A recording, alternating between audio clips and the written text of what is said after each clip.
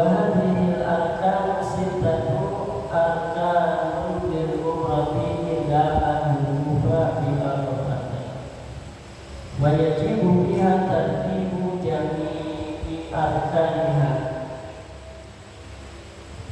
Alhamdulillahilladzi bi ni'matihi tatimmu shalihat, wassalatu wassalamu ala sayyidi sadat wa ala alihi wa ashabihi ahlil fadaili wal karamati. Qala rabbi shrah li sadri wa yassir li amri wahlul 'uqdatam min lisani yafqahu qawli. Qalu subhanaka la ilma lana illa ma 'allamtana innaka antal alimul hakim.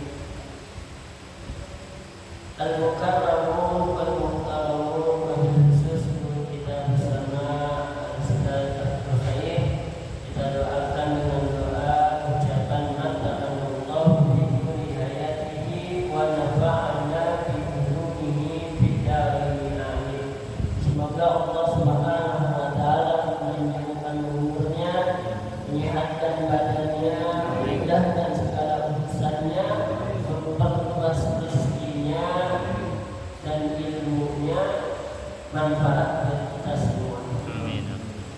Hadirin dirahmati Allah Subhanahu wa taala. Alhamdulillah, kita bersyukur kepada Allah Subhanahu wa taala pada malam ini Allah berikan kita taufik dan hidayah sehingga kaki kita dengan ringan bisa hadir ke majelis ilmu untuk mencari ilmunya Allah Subhanahu wa taala. Mudah-mudahan dunia kita ini menjadi asbab Allah berikan kita ampunan dari Allah Subhanahu wa taala. Allah berikan kita keberkahan dalam hidup kita. Allah jadikan hajat-hajat kita ini menjadi hajat yang bermanfaat baik di dunia maupun di akhirat. Salawat dan salam senantiasa tercurahkan kepada junjungan kita Nabi besar Muhammad sallallahu alaihi wasallam. Mudah-mudahan salam yang kita sampaikan ini menjadi asbab kita mendapatkan syafaatnya di yaumil qiyamah. Amin ya rabbal alamin. Hadirin dirahmati Allah Subhanahu wa taala, kita berada di bulan Rajab, salah satu daripada Ashhurul Hurum, bulan yang sangat mulia di antara 12 yang lain. 12 bulan yang lain, 4 bulan Allah berikan kemuliaan beda dengan bulan-bulan yang lain. Di dalam Al-Quran surah Taubah Allah Subhanahu wa taala berfirman, inna iddatash shuhur indallahi 12 syahran fi kitabillahi yawma khalaqas samawati wal arda minha arba'atun hurum. Dalam bilangan bulan yang Allah ciptakan semenjak Allah menciptakan langit dan bumi, Allah sudah memberitahu bahwa dalam satu tahun itu ada 12 bulan. Dalam 12 bulan itu ada 4 bulan yang disebut Ashhurul Hurum. Apa saja bulan yang 4 bulan ini yang disebut dengan Ashhurul Hurum, bulan-bulan yang mulia? Di antara 12 bulan dan ada 4 bulan ini yang mulia. Di mana dijelaskan itu? Di hadis Nabi sallallahu alaihi wasallam. Ada 4 bulan kata Nabi, 4 bulan yang mulia itu Dzulqa'dah, Dzulhijjah, Muharram dan Rajab. 4 bulan. Orang yang beribadah, orang yang beramal soleh di 4 bulan ini berbeda dengan amal soleh yang selain 4 bulan ini. Di luar bulan Ramadan, karena bulan Ramadan jauh lebih mulia. Kenapa? Karena di bulan Ramadan itu Allah sebutkan di Al-Quran. Sedangkan yang ini, yang 4 bulan ini tingkatannya masih di bawah Ramadan. Tapi orang yang beribadah di bulan Ashhurul Hurum di antaranya Rajab, yaitu setiap dia ibadah beramal soleh itu beda nilainya, dilipat gandakan. Begitu juga ketika dia melakukan dosa,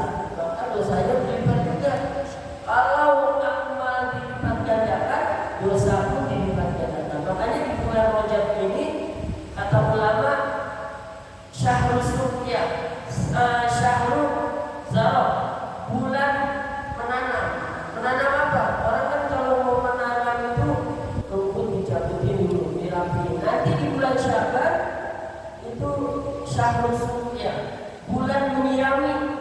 Orang nggak bakal punya tanaman, nggak bakal bisa menyirami kalau di bulan Rajab itu dia nggak menanam.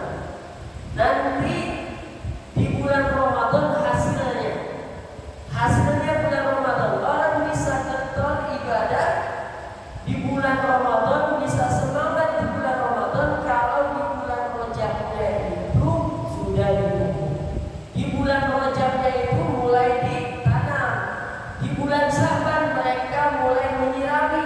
Nanti begitu masuk bulan Ramadan baru dia bisa terhasil tuh. Hasilnya adanya di bulan Ramadan. Makanya nanti lihat kalau di Ramadannya dia semangat, tarawihnya semangat, dia mulainya semangat, baca Al-Qur'annya semangat, sedekahnya semangat, amal-amal yang lainnya semangat, berarti di bulan Rajab dan bulan Syaban dia ibadahnya semangat. Kalau di bulan Rajab, di bulan Syaban dia ibadahnya kendor, nggak bakal semangat di bulan Ramadan. Kenapa? Karena di bulan Rajab dan Syaban dia belum mulai menanam. Makanya di bulan Rajab ini kita mulai, yang tadinya malas ke masjid datang ke masjid, yang tadinya malas puasa lakukan puasa, yang tadinya malas taklim datang untuk ngaji, di bulan Rajab berubah untuk semangat. Agar apa? Nanti di bulan Ramadan dia mendapatkan semangat. Bulan Rajab adalah syahrul istighfar, memperbanyak istighfar kita di bulan Rajab, minta ampun, membersihkan diri. Kalau tadi saya contohkan seperti orang yang mau menanam, ibaratnya rumputnya itu dia cabutin. Nah, di bulan Rajab dosa-dosa kita itu kita minta ampun kepada Allah sehingga bersih. Begitu masuk bulan Syaban dia menyiraminya dia enak. Masuklah bulan Ramadan tinggal bersih. Bulan Rajab syahrul istighfar minimal kita nggak bisa melakukan. Misalnya saya ini kalau baca Al-Quran kayaknya nggak kuat 1 juz, ya di bulan Rajab misalnya dia baca 2-3 ayat minimal. Amalan-amalan saya puasa 1 bulan penuh bulan Rajab itu nggak bisa, 2 hari nggak bisa, sehari nggak bisa. Mungkin kalau dia nggak bisa puasa jangan berbuat zalim, itu aja. Fala tazlimu anfusakum, jangan berbuat zalim diri kalian. Minimal inti daripada ayat itu jangan berbuat zalim. Yang nggak bisa puasa, anak lemes badannya, saya nggak bisa, udah jangan maksiat di bulan Ashurul, di bulan Rajab. Yang nggak bisa istighfar misalnya amalan-amalan lain nggak bisa, minimal jangan buat dosa di bulan Rajab. Syukur-syukur dia bisa tambah tingkatkan amalnya. Istighfar yang tadinya istighfar hanya 10 kali di bulan Rajab tambahin 20. Yang tadinya sholat sunnah hanya qobliyah ba'diyah di bulan Rajab ditambahin sholat duha, ditambahin sholat witir, ditambahin sholat hajat. Amalan-amalan yang sunnah-sunnah kita hidupkan di bulan Rajab. Agar apa? Agar kita punya semangat nanti di bulan Syaban begitu masuk Ramadan kita enak untuk melaksanakan amalan-amalan di bulan Ramadan. Karena di bulan Ramadan itu semua amal dilipat gandakan. Dari mana kita bisa mendapatkan beramal dengan baik di bulan Ramadan? Di bulan Rajab dan di bulan Syaban kita mulai untuk beramal. Yang tadinya malas di bulan Rajab semangat, setelah untuk beribadah, terutama ngaji, karena kunci daripada amal semua diterima adalah ilmu. Kalau nggak punya ilmu, amalnya nggak diterima. Fakul man bighairi ilmin ya'malu amaluhu mardudatun la tuqbal. Siapa orang yang beramal dengan tanpa ilmu, amalnya nggak diterima, ditolak oleh Allah. Minim kita bisa hanya mengetahui sumbernya saja atau hanya kata guru, nggak apa-apa. Yang penting kita tahu ini sholat sunnah duha waktunya dari segini ke segini. Kita sholat duha, udah kata siapa? Kata Ustaz Abdul Khair misalnya gitu. Udah taklid kalau guru nggak apa-apa. Taklid ini bisa baca sendiri, baca kitab sendiri. Kalau nggak bisa udah taklid hukum. Puasa sunnah kita harus dengan ilmu qobliyah, ba'diyah, rukun, sunnah, mana yang rukun, mana yang sunnah, itu harus kita mengerti. Oh, ini rukun sholat ada 13 umpama 13. Mana dalilnya? Itu ada di kitab itu. Safinatun Najah ada di kitab Riyadhul Bariah. Tahu bacaannya? Enggak, kata guru saya. Masih dapat lah. Tidak dikatakan fakul man bighairi ilmin ya'malu, tetap dikatakan orang yang beramal dengan ilmu. Kenapa? Karena kita ngaji. Itu pentingnya ngaji. Beda kalau orang yang tidak ngaji. Kalau orang yang enggak ngaji, ya bagaimana dia beramal? Amalnya ditolak oleh Allah Subhanahu wa taala. Hadirin yang dirahmati Allah Subhanahu wa taala, kita masuk kepada bab tentang rukun haji. Babun, satu bab arkanul haji sittatun. Rukun haji itu ada 6. Niyatul ihram bihi wal wuqufu bi Arafah wa tawaful ibadati wasa'yu wal halqu aw taqsiru wa tartibu muqdhamil arkani. Rukun haji itu ada 6. Jadi kita harus tahu ketika kita ibadah haji, jangan sampai ibadah haji kita itu nggak dapat pahalanya, nggak dapat pahala, sayang ongkos, sayang waktu, nungguin sampai bahkan katanya sekarang kayak 50 tahun baru bisa. 50 tahun untuk tubuhnya. Udah 50 tahun atau 20 tahun kita nungguin haji, begitu sampai sana kita nggak ngerti rukun haji, sayang ongkosnya, sayang ongkos, sayang waktu, nggak sah hajinya. Yang didamba-dambakan orang itu apa? Hajinya mabrur. Haji mabrur. Bagaimana kita bisa mendapatkan haji mabrur kalau kita nggak tahu mana rukunnya, mana wajib haji, mana sunnah-sunnah di dalam haji. Dalam bab haji berbeda dengan bab sholat. Kalau dalam bab haji, rukun dan wajib itu dibedakan. Kalau sholat kita rukun sama wajib sama. Contoh, kita baca Fatihah, qiraatul Fatihah itu termasuk rukun dalam sholat, wajib dalam sholat juga. Sama kalau dalam bab sholat, dia juga. Tapi kalau dalam bab haji, rukun itu beda dengan dengan wajib. Apa itu rukun? Rukun itu ar-ruknu bil haji alladzi la yasihul hajju bidunihi, yakni la budda minal ityani bihi wa la yujbaru bidamin idza taraka. Rukun dalam haji yaitu yang tidak sah oleh haji enggak sah kalau tanpa rukun ini. Dalam 6 ini harus ada dalam haji. Haji enggak akan sah, mesti ada ini, 6 ini, dan tidak bisa ditambal dengan dam. Apabila dia tinggalkan, nggak bisa ditambal dengan dam. Contoh, apa rukun haji? Misalnya wukuf di Arafah. Wukuf di Arafah itu adalah salah satu daripada rukun haji. Dia nggak wukuf di Arafah, maka hajinya itu tidak sah. Ada orang pulang haji, nggak belajar manasik haji, dia pulang girang banget. Ditanya sama tetangganya, berapa kali nyium Hajarul Aswad? Oh, yang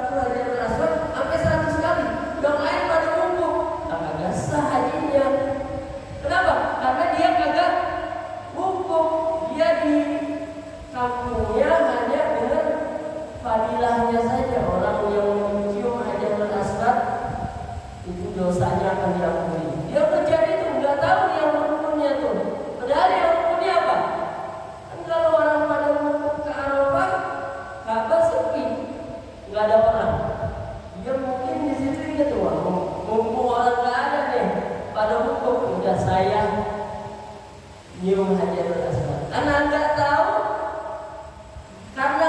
tahu, akhirnya dia itu nggak sah, pulang lagi nanti hajinya, harus wajib pulang. Rukun, tidak sah haji kalau dia tinggal ini, itu rukun. Lalu wajib haji apa? Al-wajibu fil haji ma yasihu bitarkihi lakin yujbahu bidamin idza taraka wa yahsumu idza kana tarkuhu bi ghairi qudrin. Wajib haji yaitu apa yang sah ketika dia tinggalkan, akan tetapi kalau dia tinggalin dia wajib membayar dam. Kalau dia tinggalin membayar dam. Dan dia berdosa kalau ninggalinnya tanpa uzur. Contohnya seperti mabit di Mina dan mabit di Musdalifah. Itu kan wajib haji. Dia malas, nggak mau mabit dah, nggak mau mabit di Mina dan di Musdalifah, langsung pulang ke Mekah, balik lagi ke Mekah. Dia ninggalin tuh yang wajib haji. Berdosa gak? Kalau dia tanpa uzur, berdosa. Hajinya sah, hajinya tetap sah dengan membayar dam. Boleh dia bayar dam, hajinya tetap sah. Kenapa? Karena yang dia tinggalin adalah wajib haji. Cuman bedanya nanti dia ini dilihat. Kalau dia ninggalinnya karena uzur, misalnya umpama dia udah kelelahan, capek, sakit, dia nggak mabit di Mina, nggak mabit di Musdalifah, dia langsung misalnya pulang ke Mekah, nggak balik lagi, nggak mau mabit. Nah, berarti dia uzur, ada uzur, nggak berdosa. Kalau dia karena malas kan, tanpa uzur dia berdosa, tapi hajinya tetap sah. Kenapa? Karena yang ditinggalin itu adalah wajib haji, bukan rukun. Kalau rukun nggak sah hajinya, tapi kalau wajib hajinya sah, cuma dia bayar dam. Yang ketiga sunnah. Apa itu sunnah dalam haji? Bil haji ma yasihu bitarkihi wala yujbaru bidamin wala yahsumu bitarkihi amdan lakin tabul fadilah. Sunnah haji yaitu apa yang sah, ibadah hajinya sah dengan sebab dia tinggalin, dia nggak kerjain itu, dan tidak mesti ditambal dengan dam, nggak usah bayar dam, dan tidak berdosa dengan meninggalkannya dengan sengaja. Akan tetapi kurang fadilahnya, kesempurnaannya kurang, nggak dapat keutamaan dia. Tapi sah hajinya, nggak usah bayar dam, dan tidak berdosa walaupun dia tinggalinnya sengaja. Contohnya seperti apa? Seperti tawaf qudum. Tawaf qudum itu sunnah. Kita setiap datang ke Mekah itu disunnahkan untuk tawaf. Kalau di Mekah itu di Masjidil Haram itu nggak ada tahiyatul masjid. Tahiyatul masjidnya itu diganti dengan tawaf. Kalau di sini di masjid-masjid selain Haram itu ada tahiyatul masjid. Makanya tahiyatul masjidnya itu tawaf untuk penghormatan. Kayak kalau kita datang ke masjid, lalu disunahkan tuh kita untuk tahiyatul masjid. Kita datang, atau kita langsung duduk, enggak tahiyatul masjid. Makanya kita ganti dengan subhanallah walhamdulillah wala ilaha illallah wallahu akbar. Itu minimal 3 kali itu. Subhanallah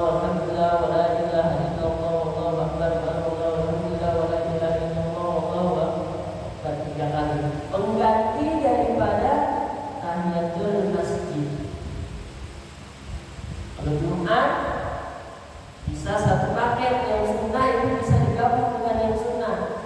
Tahiyatul masjid digabung dengan qobliyah Jumat, digabung dengan sunnah wudu, digabung dengan sunnah mutlak, bisa. Satu pekerjaan 4 niat boleh. Kenapa?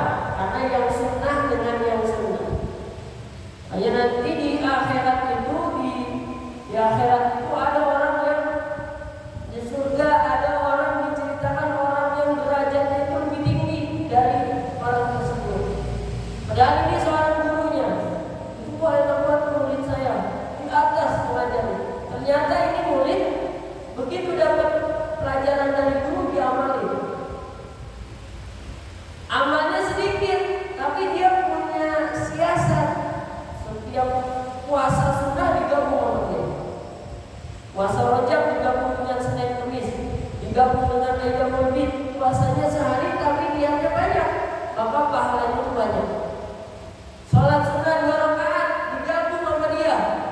Pekerjaannya sedikit tapi pahalanya banyak. Nanti di akhirat itu akan terlihat pahala. Ini pahala kamu, pahala qobliyah kamu. Ini pahala tahiyatul masjid kamu. Ini pahala sunnah mutlak kamu. Ini pahala qobliyah Jumat kamu. Padahal kerjanya sedikit, kerjanya hanya sekali, tapi karena taksirul amal, taksirul niat, dia banyak niat, memperbanyak niatnya, maka pahalanya semakin banyak. Contoh kayak duduk di sini, ini saya, Sadaqul Khair, bapak-bapak kalian semua ini beda-beda niatnya. Ada yang niatnya pertama untuk mengajar, begitu mengajar untuk i'tikaf di dalam masjid, untuk bersilaturahmi kepada sesama muslim, untuk menghidupkan ilmu. Satu pekerjaan tapi niatnya banyak.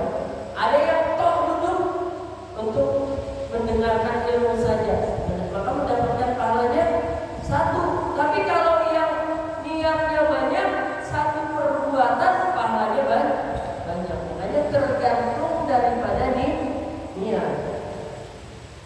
Sunnah pada haji, apa yang sah meninggalkan dan tidak ditambal, gak mesti ditambal dengan dam dan tidak berdosa dengan sebab meninggalkannya, akan tetapi mengurangi fadilah. Itu rukun wajib dan sunnah di dalam haji. Lalu apa yang pertama, yaitu niatul ihram bihi. Niatul ihram bihi, niat untuk ihram. Maksudnya apa? Untuk memasuki ibadah haji. Nanti dibagi dalam rukun haji, yaitu ihram, masuk untuk melaksanakan ibadah haji ada beberapa jalan. Kalau kita niatnya hanya haji, tidak umroh, maka namanya disebut hajinya ifrad. Haji ifrad, menunggalkan haji. Bulan haji sudah mulai masuk ketika tanggal 1 Syawal. 1 Syawal itu sudah mulai Syawal, Dzulqa'dah, Dzulhijjah sampai tanggal 9, itu niatnya. Misal kita datang ke Mekah, dari tanggal 1 Syawal kita datang ke Mekah, lalu kita langsung niat haji. Maka begitu kita niat haji, maka kita pakai ihram itu udah. Yang dilarang ketika kita berihram ditinggalkan, seperti mencukur, memakai wangi-wangian, memakai baju yang berjahit, semua kita tinggalkan. Memakai tutup kepala, semua kita tinggalkan. Enggak boleh wangi-wangian. Mandi pun enggak boleh pakai sabun. Itu kalau udah memakai ihram. Makanya nanti ada sunnah-sunnah ketika kita belum memakai ihram, nanti disunahkan. Itu ifrad. Pahalanya katanya ini lebih utama. Kenapa? Karena dia sudah merasa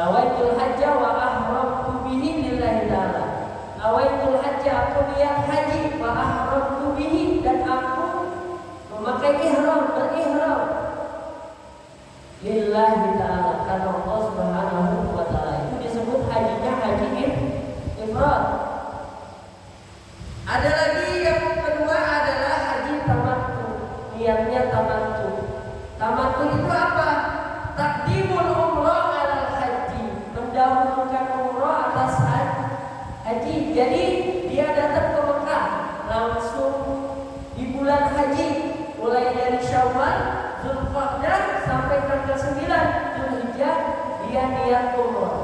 Datang ke sana umrah. Nawaitul umrata wa ahramtu biha lillahi ta'ala. Setelah dia melaksanakan umrah 7 kali, lalu sa'i, lalu dia tahallul, cukur, selesai pekerjaan itu langsung dia buka bajunya, baju ihramnya pakai baju yang biasa. Cuma di sini untuk yang tamattu itu wajib alaihi damu, wajib dam, dia kena dam. Haji tamattu kena dam, bayar 1 ekor kambing, dia motong kambing, wajib disedekahkan. Dengan syarat, ada beberapa syaratnya nanti akan dijelaskan. Ifrad, menunggalkan haji, hanya niat haji saja, tidak umroh. Yang kedua adalah tamattu, dia umroh lalu pakai baju biasa, nanti begitu tanggal 9 dia baru niat haji. Kalau ifrad tidak terkena dam, tapi kalau tamattu dia terkena dam. Artinya tamattu itu apa? Bersenang-senang. Maksudnya bersenang-senang. Kalau sampai sono begitu melaksanakan umroh udah dia bebas. Mau pakai baju bebas, menjahit, pakai baju wangi, semua nggak terkena larangan ihram. Karena apa? Karena dia sudah tahallul. Nanti ketemu lagi begitu tanggal 9 baru dia niat haji. Yang ketiga, hajinya haji qiran. Haji qiran itu apa? Haji qiran yaitu ayyuhrima bil haji wal umrati ma'an. Dia niat haji dan umrah bersamaan. Nawaitul hajja wal umrata wa ahramtu bihima lillahi ta'ala. Saya niat haji dan umrah dan berihram keduanya karena Allah Subhanahu wa ta'ala. Dan untuk haji qiran ini pun wajib dan terkena. Jadi 2 yang terkena dam, 1 tidak terkena dam. Kalau haji ifrad itu enggak ada dam. Tapi kalau haji qiran dan haji tamattu itu terkena dam.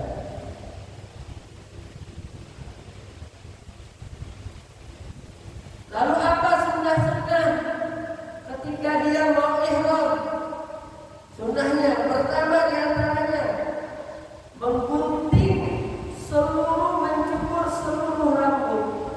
Karena bisa melibatkan dia nanti jenggot yang panjang cukur, kumis cukur. Karena satu helai kalau dia cabut ketika dia berihram itu kena bayar.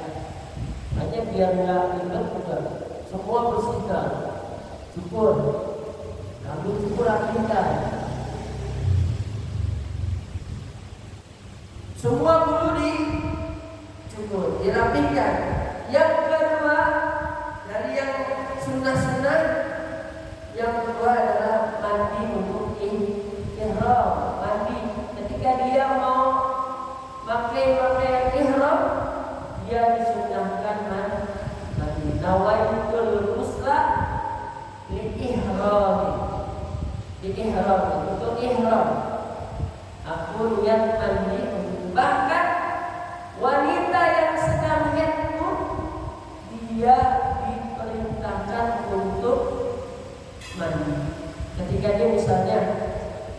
dia sedang melaksanakan umrah, tahu-tahunya sampai sana dia itu datang bulan mau pakai ihram, dia datang bulan, udah dia tetap disunahkan untuk mandi. Bahkan wanita yang sedang haid ketika hari raya tetap diperintahkan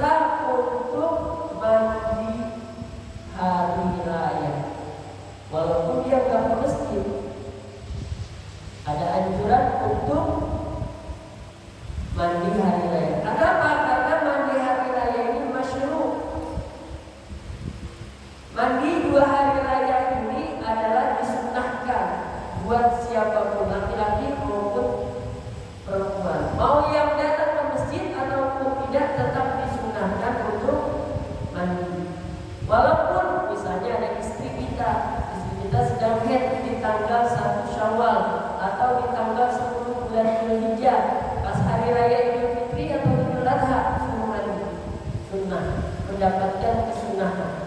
Beda dengan Jumat. Kalau Jumat enggak ada kesunahan untuk mandi, walaupun wanita boleh sholat Jumat. Boleh sholat Jumat, yaitu sholat Jumat gugur zuhurnya. Dia gugur zuhurnya, boleh sah sholat Jumatnya. Cuman enggak terhitung. Yaitu enggak terhitung. Misalnya kalau mazhab Syafi'i sholat Jumat itu yang dianggap sah sholat Jumat pertama mukimin, orang penduduk asli. Yang kedua minimal mustaqim. Yang kedua minimal itu harus 40 orang laki-laki balik mustaqim 40 orang. Misalnya di sini ada 39 orang gitu. 90 orang menurut sini kurang satu. Ada cewek wanita satu. Biar 40 biasa sholat Jumatnya kami wanita enggak. Karena wanita itu tidak masuk hitungan. Makanya soal mandi Jumatnya dia tidak diperintahkan kalau lagi haid. Tapi kalau sholat Idul Fitri, sholat Idul Adha atau mandi ihram, dia tetap mendapatkan atau dianjurkan untuk mandi walaupun dalam keadaan haid. Tapi juga ketika dia datang, banyak permasalahan ketika dia datang ke sana lalu melakukan umroh atau melakukan haji, tawaf. Di antara salah satu tawaf itu harus bersuci syaratnya. Dia misalnya haid, sedangkan waktunya enggak dapat. Kalau dia misalnya ingin bersuci, ditinggal sama rombongan jemaah. Nanti dia boleh taklid, dia pindah mazhab. Boleh pindah mazhab Imam Abu Hanifah yang mengatakan bahwa orang yang tawaf itu tidak mesti bersuci. Boleh. Untuk apa? Sayang kalau misalnya udah umur 30 tahun begitu dia panggilan haji, sampai sono tentunya dia wanita dapat datang bulan untuk di Arafah lalu tawaf, waktu udah tinggal sedikit, dia nungguin suci misalnya 7 hari kan 20 habis. Boleh dia ikut mazhab kepada Imam Abu Hanifah yang memperbolehkan untuk tawaf itu syaratnya enggak mesti suci dari 2 hadas. Ada juga nanti kasus ketika kita sedang tawaf. Makanya kalau kita mau umroh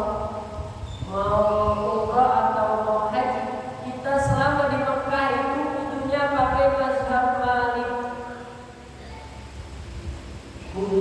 mazhab Malik. Imam Malik. Kenapa? Karena Imam Malik itu bersentuhan kepada lain jenis itu tidak membatalkan wudu. Apa yang membedakan? Yang membedakan antara Imam Syafi'i dengan Imam Malik, yang membedakan yang pertama adalah ketika membasuh kepala.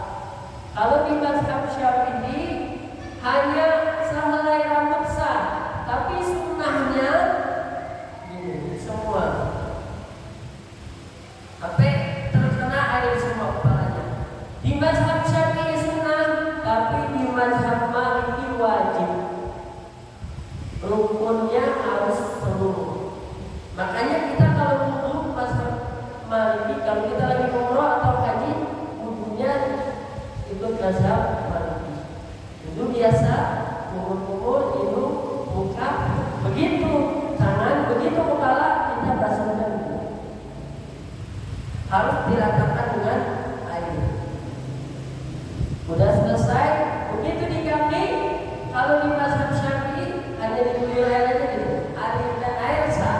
Tapi kalau mazhab Maliki harus di dalam. digosok-gosok.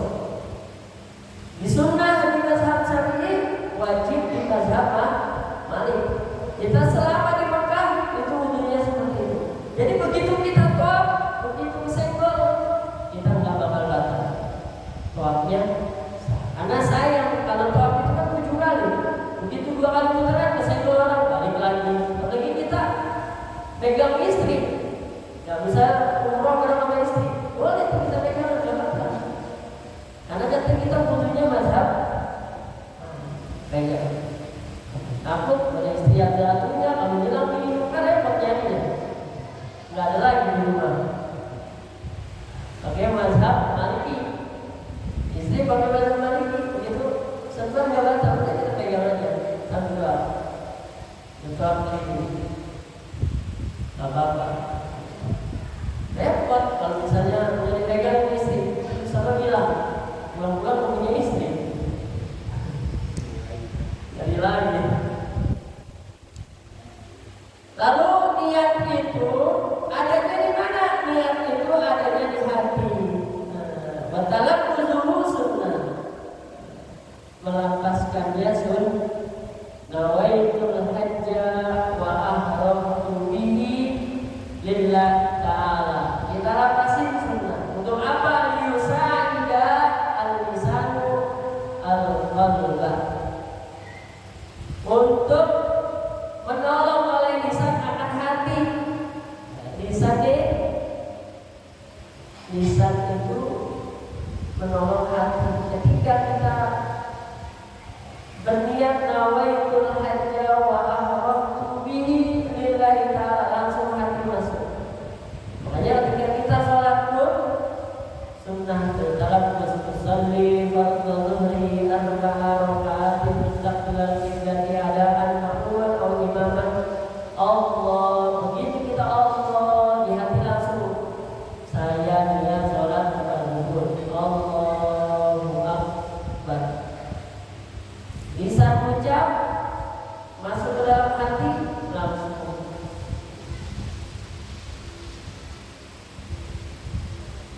Itu niat ihram. Niat ihram. Kita pakai. Adapun miqat ini termasuk daripada wajib. Nanti niatnya di mana? Niatnya di ada beberapa tempat yang sudah ditentukan oleh Nabi Muhammad SAW. Kita lihat di sini. Lihat ihram, udah pakai pakaian ihram. Lalu sunnahnya itu memakai izar, rida yang baru, yang keduanya baru. Biasa pakai ihram yang kayak kain gitu, lipat lalu diselendangkan pakai rida gitu. Ini kalau dia tidak sa'i dipurubin nggak apa-apa.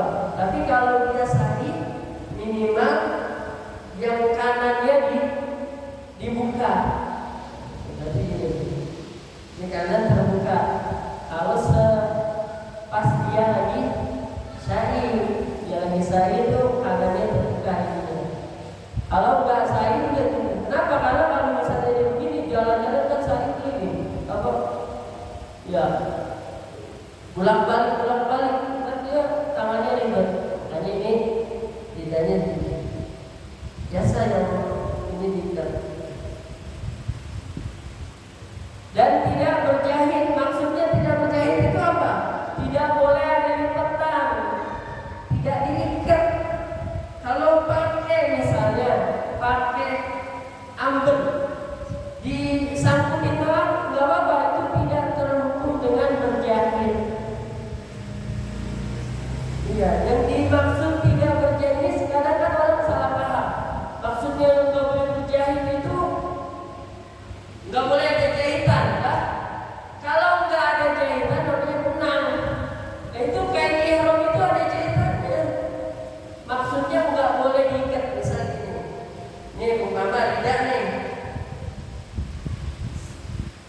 Ini tidak kita pakai.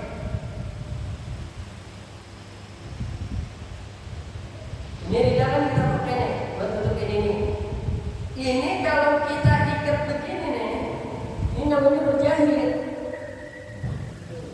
Ikat, namanya berjahit, maka tidak sah. Tapi kalau digesper,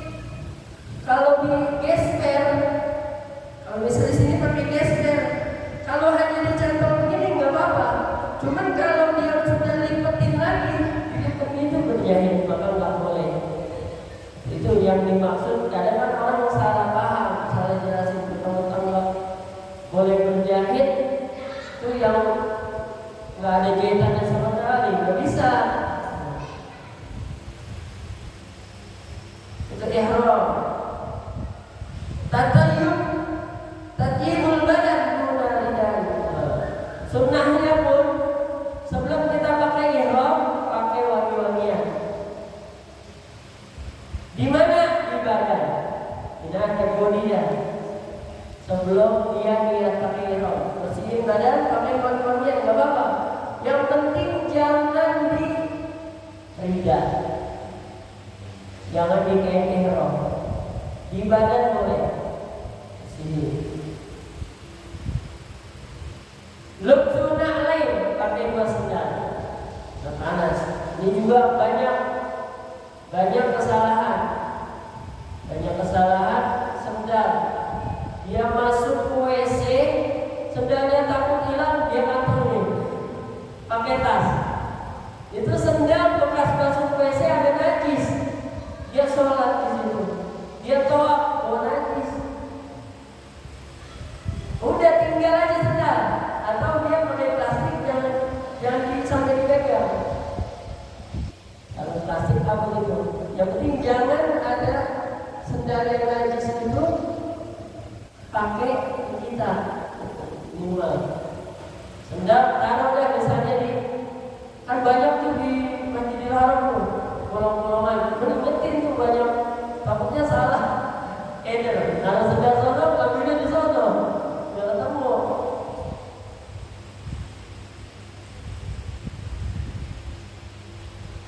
Sunnah yang ke-10, at-talaffuz bin-niyyah di awal talbiyah sirran, wa yadkhulu biha ma'ahu.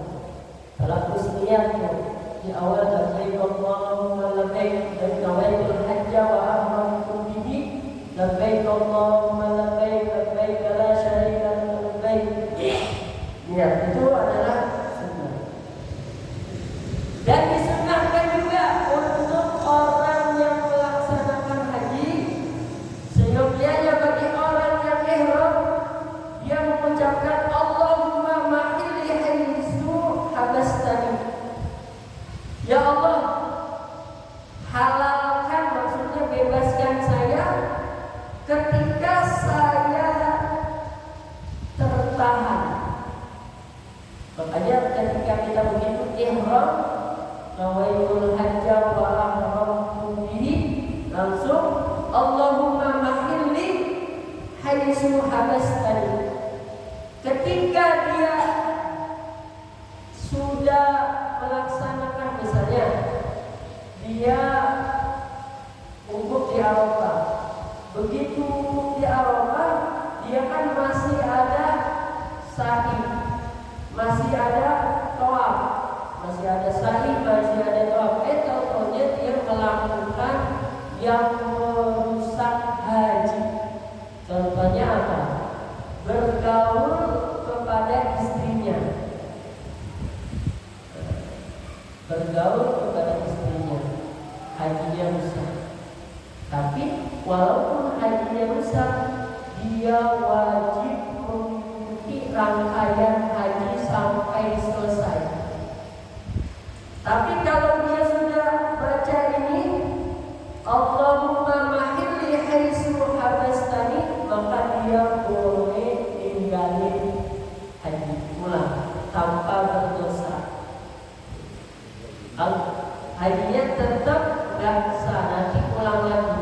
Tapi dia tidak wajib untuk mengikuti rangkaian yang berikutnya.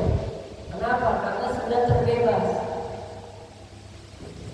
Tapi kalau dia nggak baca ini wajib. Kalau dia baca ini maka terputus dari sini. Karena rangkaian haji itu beda dengan sholat. Kalau sholat misalnya kita batal rukun salah satu rukun maka batal semua.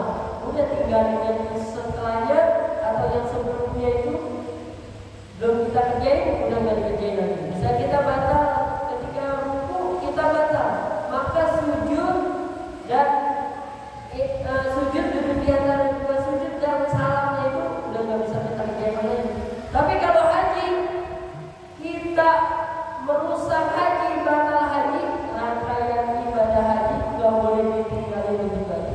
Kita ikuti sampai selesai. Walaupun kita nanti wajib qadha, wajib haji lagi tahun depan.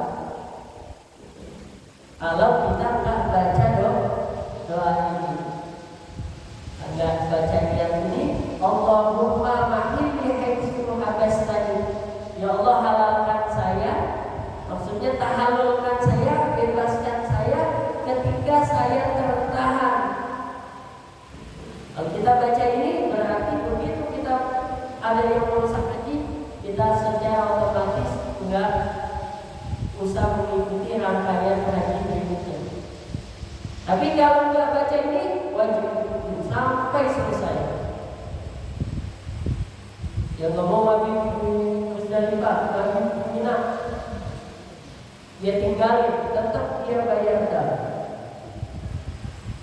Tapi kalau dia udah baca ini, dia nggak terusin. Itu adalah rukun haji, yaitu ihram. Yang kedua rukun haji yaitu wukuf di Arafah, wukuf di Arafah, di padang Arafah. Ini adalah rukun yang paling besar di dalam haji. Dalam hadis Nabi Sallallahu Alaihi Wasallam bersabda, al-hajju Arafah, faman adraka Arafah qabla an yaqula al-fajr faqad adraka al-hajj. Haji yaitu Arafah. Siapa yang mendapatkan Arafah sebelum terbitnya fajar atau matahari, maka sungguh dia telah mendapatkan haji. Karena waktu Arafah itu mulai tanggal 9 Zulhijjah ba'da zuhur, waktu zawal. Terbitnya matahari waktu zawal itu dia mulai wukuf di Arafah tanggal 9. Sampai kapan? Sampai waktu subuh nanti. Minimal dia duduk atau berdiam diri di padang Arafah. Semua jamaah haji yang ada di Mekah ke sana semua. Mekah semua. Dalam riwayat lain, a'zamu dzambi man waqafa bi Arafatin wa zanna anna Allah lam yaghfir lahu. Sepaling besar dosa orang yang wukuf di Arafah, dia menyangka bahwa dosanya enggak diampuni sama Allah. Itu paling besarnya dosa. Jadi kalau kita melaksanakan ibadah haji, kita berada di padang Arafah, dia punya hati dan kita punya prasangka, apa itu dosa saya diampuni oleh Allah. Nah, itu paling besar dosa. Karena di Arafah itu semua dosa diampuni oleh Allah. Kalau dia punya prasangka nggak bakal diampuni oleh Allah, itu dosa yang paling besar. Kenapa? Karena Arafah itu adalah tempat di mana Allah memberikan ampunan yang sangat luas. Dosa sebesar apapun ketika orang berada di dalam padang Arafah itu dosanya diampuni. Di dalam satu kitab Al-Habib Abdullah bin Ali Al-Haddad mengatakan wa fi Arafatin kullu dzambin mukaffarun wa muqtafarun minna bi rahmatin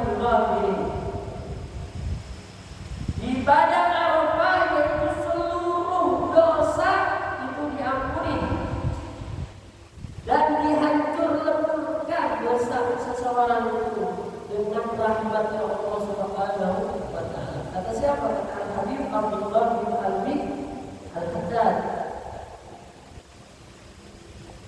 Waktunya tadi mulai dari zawal sampai subuh.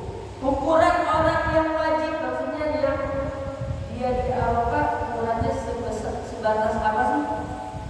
Yaitu minimal dia itu hadir di Arafah lahzatan. Udah hadir aja, sampai hadir walaupun malam, walaupun hanya jalan, hadir di Arafah. Au naiman atau tiduran di Arafah misalnya. Udah dianggap mendapatkan hukum di Arafah.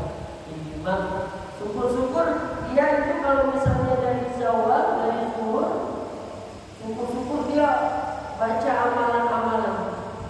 Ada amalan-amalannya, doa-doanya di situ. Minimal kalau nggak bisa, udah kita baca aja doa satu.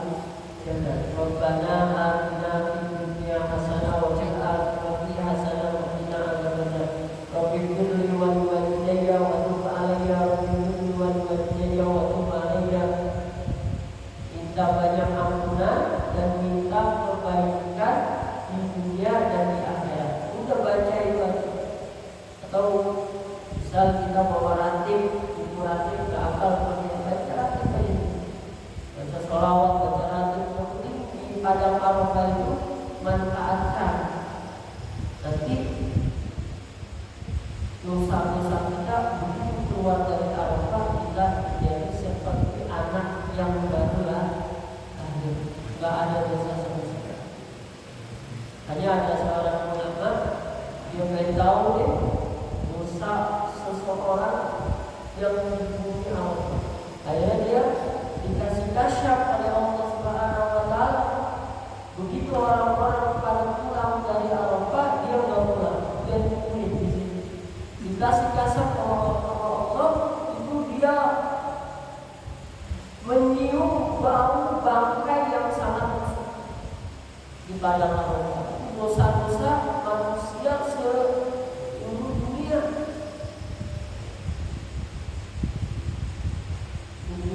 Bau bangkai kasih kasyaf oleh Allah. Semua dosa di situ Allah ampuni tanpa terkecuali. Jadi begitu dia pulang dari haji tanpa dosa, bersih, seperti orang yang baru lahir. Hanya kalau orang pulang haji atau pulang umroh, jangan minta oleh-oleh. Ya kan? Kadang saya, mana sebenarnya saya, mana oleh-oleh air zam-zam, mana oleh-oleh kurma. Jangan.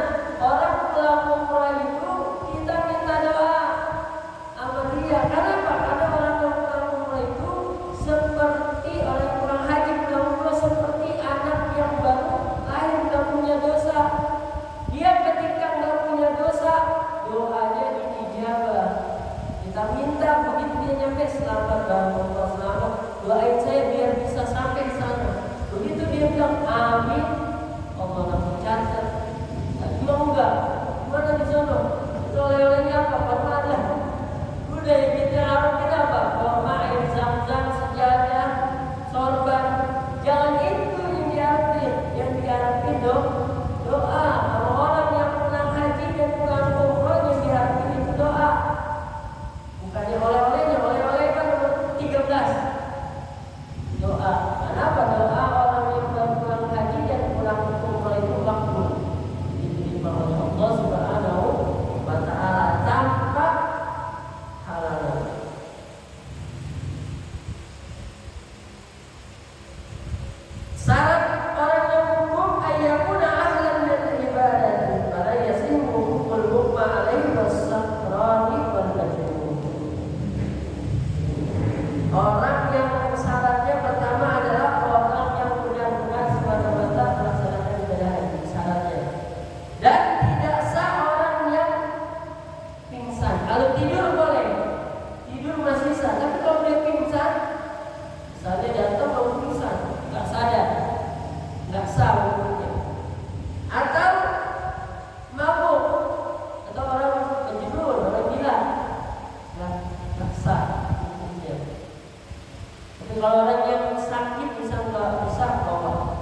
dia lagi haji sampai nggak bisa bangun ya bangun pada Arafah.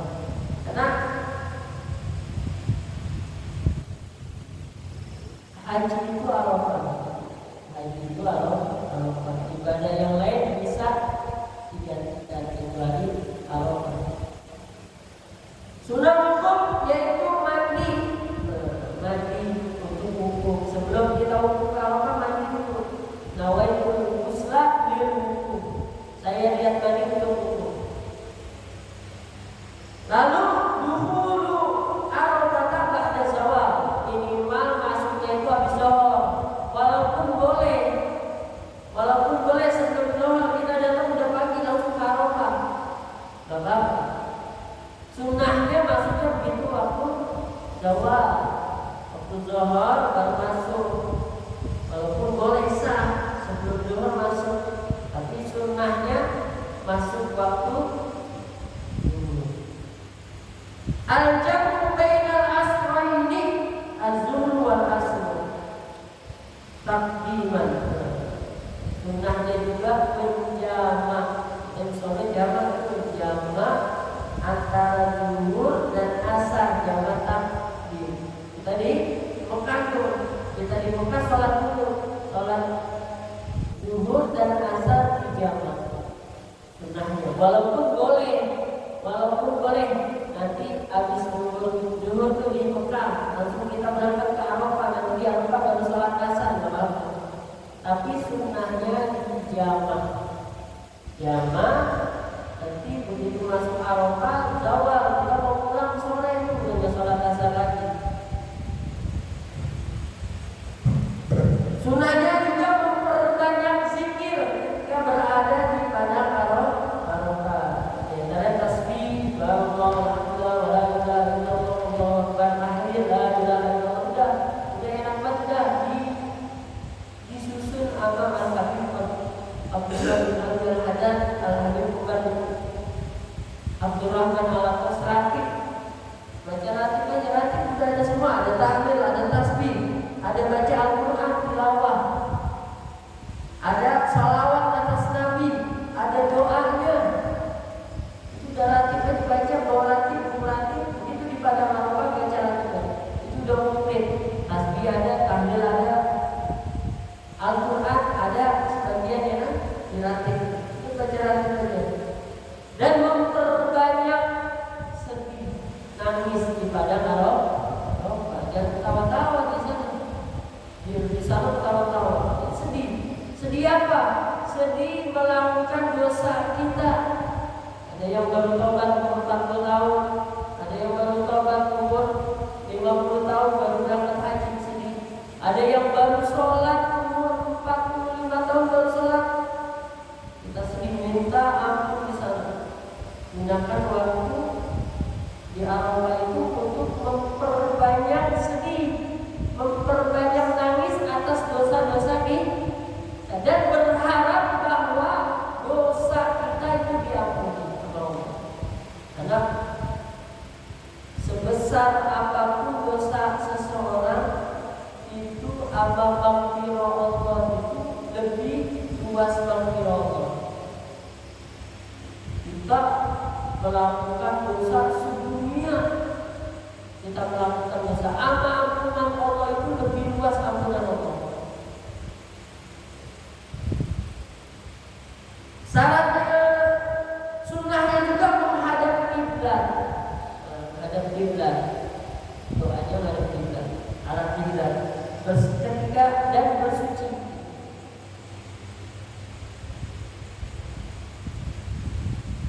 Dan sunnah juga menjamak di antara malam dan siang. Minimal, misalnya dia datang zuhur atau asar, minimal dia dapetin siang dan malam, isya atau maghrib pulang. Jangan mentang-mentang boleh hadir sebentar, begitu zawal langsung balik misalnya Mekah. Jangan. Minimal dia mendapatkan siang dan malam. Di tanggal 9 dia di padang Arafah asar. Dia pulangnya malam takbiran, di sini malam takbiran di malam tanggal 10. Dia pulang itu ba'da maghrib atau ba'da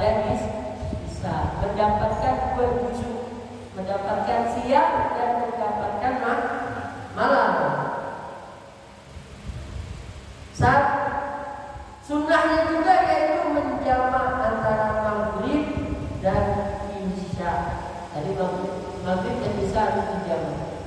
Jamaknya jamak takdim. Lalu sunnahnya dia berpaling untuk ke Musdalifah setelah zawal sofar. Maksudnya setelah isya langsung dia pergi ke Musdalifah. Jangan pergi ke Musdalifahnya itu ba'da asar atau sebelum maghrib. Sunnahnya itu ketika matahari maksudnya udah kuning, udah masuk waktu isya. Itu adalah rukun daripada rukun haji. Besok baru rukun haji at-tawaf. Wallahu a'lam bishawab. Haji ada 6. Niat, lalu ihram untuk di Arafah, tawaf ifadah, sa'i, halaq atau taksir, cukur dan tertib. Jadi tawaf ada tawaf ifadah, ada tawaf wudhu, ada tawaf sunnah. Nanti akan dijelaskan di bulan yang akan datang. Wallahu a'lam bishawab. Bismillahirrahmanirrahim.